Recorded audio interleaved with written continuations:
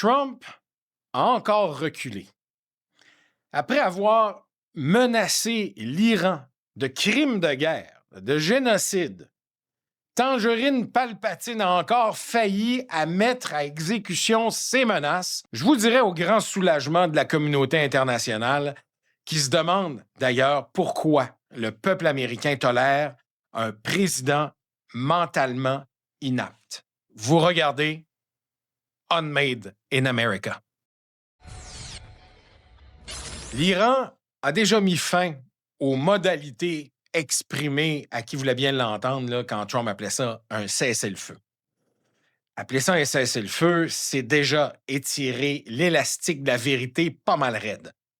On n'est pas devant un accord structuré qui règle le conflit, là, mais devant une entente pour éventuellement négocier un vrai cessez-le-feu. Là. Plus tard, si tout le monde survit politiquement jusque-là. Là. En clair, Washington a surtout négocié le droit d'acheter du temps, pas tellement la paix. Sur le plan militaire, la fin des frappes, en tout cas, aussi courte fut-elle, n'a pas l'air d'un triomphe. Là. Ça a l'air plutôt d'un « OK, on arrête là, avant de vider complètement nos stocks. » C'est-à-dire que quand tu brûles plus de 850 Tomahawks là, en 4 semaines, à près d'1 million la shot, là, tu signes pas un cessez-le-feu parce que t'es fort. Là. Tu signes un cessez-le-feu parce que ton comptable et ton quartermaster dans l'armée là, sont en train de faire une crise cardiaque. Une victoire à 850 Tomahawks là, sur papier, là, la Maison-Blanche peut toujours dire on a frappé fort, on a montré qu'on est viril, qu'on est encore les boss. Là. Mais la réalité est un peu plus nuancée que ça. Là. Plus de 850 Tomahawks tirés en un mois contre l'Iran et ses infrastructures, c'est un rythme qui est jugé poliment, on va dire, exceptionnel, même par des sources proches du Pentagone.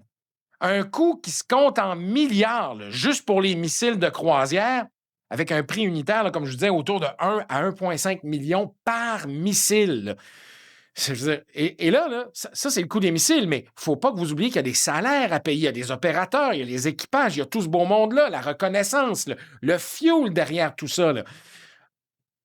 Et tout ça, quand on revire la question de bord, on regarde les Iraniens qui ont tenu tête aux Américains.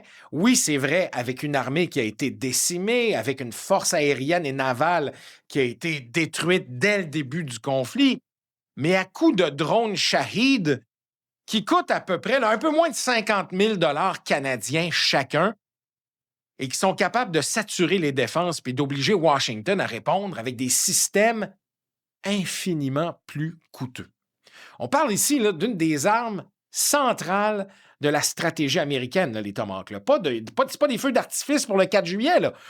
La production annuelle de Tomahawk, là, c'est un peu plus de quelques centaines, là, on parle de 200 à 300, peut-être 400 en forçant les choses, unités par année.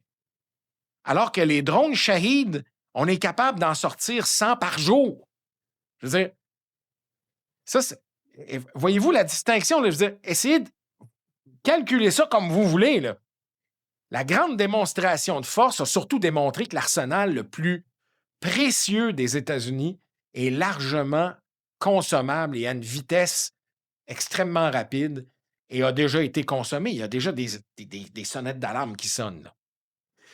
La véritable arme des Iraniens, c'est l'asymétrie devant les coûts. C'est presque indécent. Pour chaque drone iranien, comme je vous l'ai dit, 35 à 50 000 $ chacun, les États-Unis répondent par un tir de missile qui coûte dans les millions de dollars. Un système de défense comme, par exemple, les Tomahawks, on en a parlé, mais les Patriotes pour intercepter les drones, là, tout ça, là, c'est un cauchemar logistique. À ce rythme-là, c'est plus une guerre, c'est un trou sans fond dans le budget de la défense. L'Iran a très bien compris. Le message, c'est simple. Il n'y a rien comme faire frémir les Américains, non pas avec une ogive nucléaire, mais avec la facture de la poursuite des opérations. Et surtout, Téhéran a découvert qu'elle peut faire frémir le monde entier simplement en laissant planer la menace sur le trafic maritime qui passe par le détroit d'Ormuz et ses impacts sur les marchés financiers, sur les bourses mondiales. Oui, oui, cette artère vitale là, par où transite une part massive du pétrole, juste quelques drones, juste quelques tirs de mortier, quelques missiles qu'on peut tenir à l'épaule, quelques attaques ou même quelques menaces suffisent pour faire bondir les primes d'assurance, les prix du pétrole, les nerfs de tous les pays occidentaux. Chaque drone envoyé, là, chaque salve de missiles plus rustique force Washington à brûler des milliards de dollars dans ce conflit pour maintenir une posture de superpuissance, ce qui transforme littéralement la peur américaine et la vulnérabilité du commerce mondial en arme économique qui a été remise gratuitement dans les mains de l'Iran. C'est une arme à sens unique. Pendant que les stratèges militaires s'arrachent les cheveux, Trump, lui, enchaîne les déclarations spectaculaires, les demi-vérités, les exagérations, à qui veut bien l'entendre. Depuis le début du conflit, il minimise les coûts, il gonfle les résultats, il permet à tout le monde d'essayer de croire que l'Iran est à genoux, alors que les faits sur le terrain montrent un adversaire, oui, certainement affaibli. Il n'y a personne qui va contester ça, mais loin d'être brisé, là. On est loin du changement de régime qui était à peu près promis. Je dis à peu près parce qu'on ne sait pas vraiment si c'était ça qui était le but. D'ailleurs, les Américains sont toujours restés très vagues derrière le but de cette intervention-là. Il y a quelque chose qu'il faut qu'on se demande aussi. Est-ce que Donald Trump sort avec ses demi-vérités pour calmer le jeu ou est-ce qu'il tente je sais pas, de modifier la perception militaire? Honnêtement, je vais vous dire, ça ressemble plus à un show de boucan continu qui est destiné à contrôler la narration autour de ce conflit-là et accessoirement à manipuler les marchés financiers. Parce que chaque sortie tonitruante de Trump, chaque menace, là, chaque ultimatum improvisé et aussi chaque recul, chaque affirmation comme quoi que les marchés, qu'on est de plus en plus proche d'un accord de paix, les marchés réagissent. Il y a des effets très concrets sur le prix du pétrole, sur les actions des compagnies d'armement, sur les valeurs liées au secteur énergétique. Quand les enquêtes sérieuses vont se mettre là-dedans, ils vont finir par se pencher sur ce conflit-là. On va très vite se poser des questions très simples. Qui, dans l'entourage du président, a spéculé sur les variations de marché provoquées par toutes ces déclarations-là? Autrement dit, qui s'en est mis plein les poches pendant que les missiles Tomahawk pleuvent sur l'Iran et que le détroit d'Ormuz devient un théâtre de tensions surveillé minute par minute par, oui, ceux qui transigent sur les marchés de la planète. On va sûrement découvrir que derrière la rhétorique guerrière, derrière les envolées patriotiques, la vraie victoire de certains, c'est jouer sur des écrans d'ordinateur pendant qu'ils font du trading, pas sur le champ de bataille. L'Iran découvre qu'elle n'a pas besoin d'une bombe atomique. Et c'est ce qu'il y a de plus ironique dans tout ça. C'est une leçon gratuite de communication stratégique pour l'Iran. Le message est clair.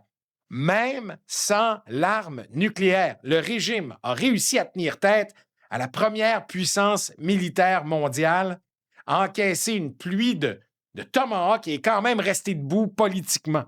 Pour sa crédibilité régionale, ça vaut pas mal plus que n'importe quel discours rédigé à New York ou à Bruxelles. Et j'ajouterais à ça qu'il y a une raison pour laquelle les États du Golfe incitent les Américains à finir le job. C'est parce que la faillite des États-Unis a renversé ce régime-là, la peur d'envoyer des soldats, parce qu'ils savent très bien que politiquement, les soldats morts qui vont revenir au pays vont torpiller, pas de jeu de mots là-dedans, les chances électorales des républicains lors des mi-mandats et de la prochaine présidentielle. Tout ça aura permis à l'Iran de rester fort, ou enfin, peut-être affaibli, mais certainement une puissance régionale que les autres pays ne désirent pas. Bref, en d'autres mots, l'Iran vient de prouver qu'elle peut faire peur au monde entier avec des drones bon marché, des missiles balistiques classiques, des milices alliées, des capacités de menacer le détroit d'Ormuz et une solide résilience intérieure. Pas besoin de sortir une ogive nucléaire pour paralyser les calculs de Washington. Suffit de démontrer que chaque campagne militaire contre toi va coûter une fortune, gruger les stocks de missiles Tomahawk et compliquer la vie des stratèges américains pour éviter des prochaines crises militaires. Au final, ce conflit-là, c'est l'histoire d'une superpuissance qui brûle les stocks de ses missiles les plus coûteux, les plus sophistiqués, pour atterrir sur un pseudo-cessez-le-feu pendant que son président rentre à la maison en se déclarant gagnant. La victoire qu'on nous vend dans les médias alliés à la Maison-Blanche est surtout une victoire comptable pour les fabricants de Tomahawk et pour ceux qui savaient comment jouer à la bourse au bon moment.